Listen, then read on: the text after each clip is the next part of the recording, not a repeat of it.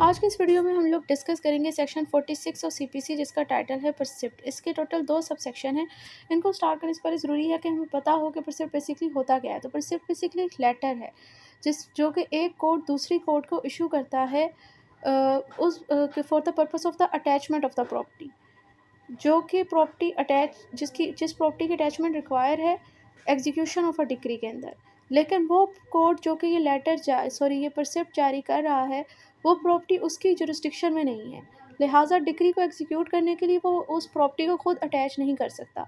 लिहाजा वो इसी प्रॉपर्टी को अटैच करने के लिए, जो कि डिक्री की एग्जीक्यूशन कराने के लिए रिक्वायर है उसकी अटैचमेंट उस प्रॉपर्टी करना, वो उस कोर्ट को ये परसिप्ट जारी कर देता है, जो कि इस कोर्ट को लगता है कि कॉम्पिटेंट है। नंबर 1 तो इस डिक्री को एग्जीक्यूट करवाने के लिए कोर्ट, और दूसरा ये कि उस कोर्ट की जुरिस्डिक्शन में वो जिस प्रॉपर्टी को अटैच करना रिक्वायर है वो उसकी जुरिस्डिक्शन में हो। तो ये होता है परसिप्ट बेसिकली। ये नॉर्मली 2 महीने तक ही इस परसिप्ट के तहत किसी प्रॉपर्टी को अटैच किया जा सकता है, उससे ज़्यादा उस किसी भी प्रॉपर्टी को परसिप्ट के तहत अटैच नहीं किया जा सकता। आप कह सकते हो कि परसिप्ट जो है basically it self execution of a decree नहीं है, बल्कि एक ऐसा प्रोसेस, एक स्टेप है जो कि एग्जीक्यूशन ऑफ अ डिक्री को फैसिलिटेट करता है। नेक्स्ट अब हम लोग स्टार्ट करते हैं इसे। तो subsection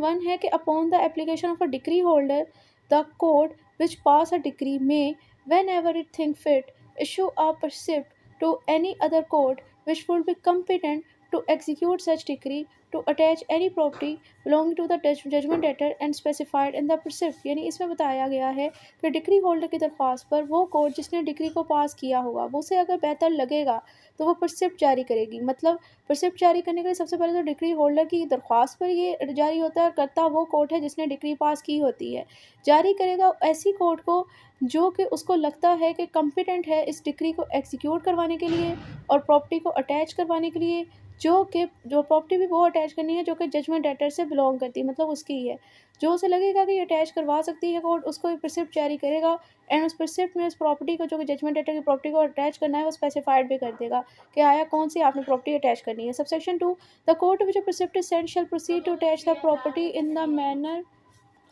Subsection 2 the court to which a percept is sent shall proceed to attach the property in the manner prescribed in regard to the attachment of the property in execution of a decree। कहने the court जो कि जिसे परसिप्ट जारी किया जा रहा है वो इस प्रॉपर्टी को अटैच करेगा उसी तरीक़ाकार के तहत जो कि प्रॉपर्टी की अटैचमेंट, मतलब एग्जीक्यूशन ऑफ अ डिक्री के दौरान जिस मैनर में, जिस प्रोसीजर के तहत प्रॉपर्टी को अटैच किया जाता है, ये कोर्ट जिसे परसिप्ट जारी किया हुआ है इसे उसी मैनर के मुताबिक ही प्रॉपर्टी को अटैच करना है। Next proviso provided that no attachment under a percept shall continue for more than 2 months। यानी परसिप्ट के तहत अगर कोई प्रॉपर्टी अटैच की जाती है तो वो 2 महीने तक ही बस अटैच की जा सकती है, उससे ज़्यादा परसिप्ट के तहत किसी प्रॉपर्टी को अटैच नहीं कर सकते। नेक्स्ट अनलेस इसकी एक्सेप्शन है कि जब 2 माह से ज़्यादा भी आप किसी प्रॉपर्टी को परसिप्ट के अंदर अटैच कर सकते हो, फिर for a period of attachment extended by an order of a court which pass a decree. जिस कोर्ट ने डिक्री पास की, जो कोर्ट परसिप्ट जारी करी दूसरी कोर्ट को कि आप इस प्रॉपर्टी को अटैच करो, अगर वही इस टाइम पीरियड को बढ़ा दे बाय ऑर्डर, दैन ये 2 महीने से ज़्यादा परसिप्ट के तहत कोई प्रॉपर्टी अटैच हो सकती है।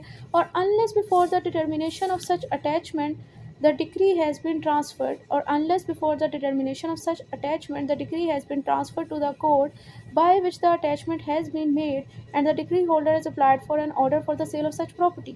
और या फिर ऐसी सिचुएशन हो गई इस अटैचमेंट के मैटर को भी सही से डिसाइड नहीं किया गया, मतलब अटैच के बाद आगे फर्दर क्या होगा ये चीज़ डिसाइड नहीं हुई। ये डिक्री जो है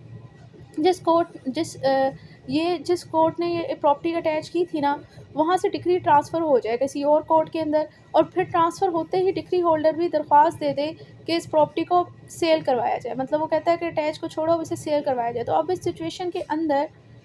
भी 2 महीने से ज़्यादा एक प्रॉपर्टी परसिप्ट के अंदर अटैच हो सकती है। तो ये 2 ग्राउंड है जिसके अंदर एक प्रॉपर्टी 2 महीने से ज़्यादा परसिप्ट के अंदर अटैच हो सकती है, अदरवाइज़ 2 महीने से ज़्यादा किसी प्रॉपर्टी को परसिप्ट के अंदर अटैच नहीं कर सकते। परसिप्ट क्या होता है ये भी हम लोगों ने देख लिया। टाइम लिमिट ऑफ परसिप्ट कितना है, कितने टाइम पीरियड तक ये